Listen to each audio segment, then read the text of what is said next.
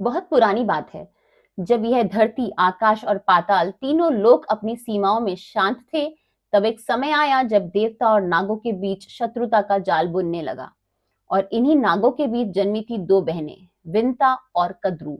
दोनों ऋषि कश्यप की पत्नियां थी। कश्यप मुनि ने दोनों को वरदान दिया, जो चाहे मांगो। कद्रू ने कहा, मुझे 1000 पुत्र चाहिए जो बलवान और नाग स्वरूप हों। विंता ने कहा, मुझे केवल 2 पुत्र चाहिए, परंतु वे अद्वितीय बल और तेज वाले हों। कश्यप मुनि ने तथास्तु कहा। समय बीता, कद्रू ने 1000 अंडे दिए और विंता ने 2। कद्रू के अंडे पहले फूटे, पर विंता के अंडे लंबे समय तक नहीं फूटे।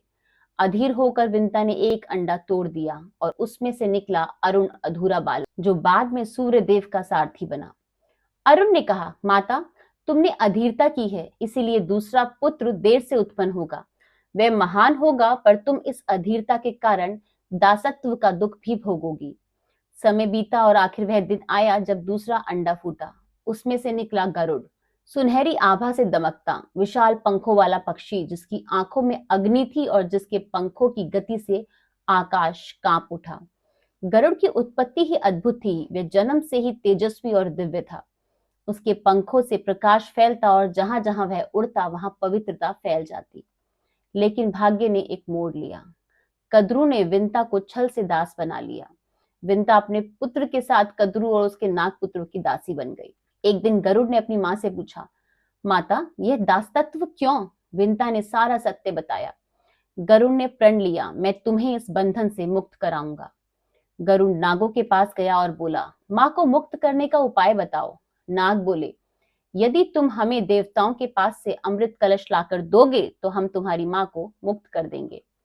यह सुनकर गरुड़ ने निश्चय किया। वह अमृत के लिए आकाश मार्ग पर निकल पड़ा। पहाड़, सागर, अग्नि, देवदूत सभी उसके मार्ग में आए, पर उसकी शक्ति के आगे कोई टिक न सका। इंद्रदेव ने उसे रोका। गरुड़ अमृत देवताओं के लिए है, तुम उसे कैसे ले जा सकते हो? गरुड़ ने उत्तर दिया, मैं उसे अपने स्वार्थ के लिए नहीं, अपनी मां की मुक्ति के लिए चाहता हूँ। यह सुनकर इंद्र स्तब्ध रह गए। गरुड़ ने बुद्धिमानी से अमृत लिया, पर देवताओं का अपमान नहीं किया। उसने नागों को वचन दिया, मैं अमृत तुम्हारे सामने रख दूंगा, पर स्वयं उसका सेवन नहीं करूंगा।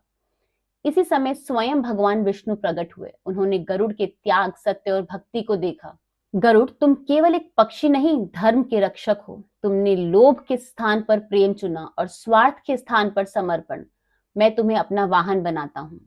गरुड़ ने विनम्र होकर कहा, प्रभु, मैं आपका सेवक रहूं, आपका वाहन बनूं, यही मेरा परम सौभाग्य है। भगवान विष्णु ने गरुड़ को वरदान दिया, तुम सदा मेरे साथ रहोगे, मेरे प्रतीक बनोगे और तुम्हारा नाम धर्म रक्षा का पर्याय होगा। उस दिन से गरुड़ बने विष्णु के वाहन, धर्म और भक्ति के रक्षक।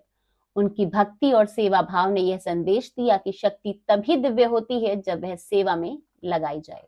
आज की वीडियो अगर आपको अच्छी लगी है और आपको इससे कुछ भी शिक्षा मिली है, तो हमारी इस वीडियो को लाइक, शेयर एंड कमेंट जरूर कीजिएगा।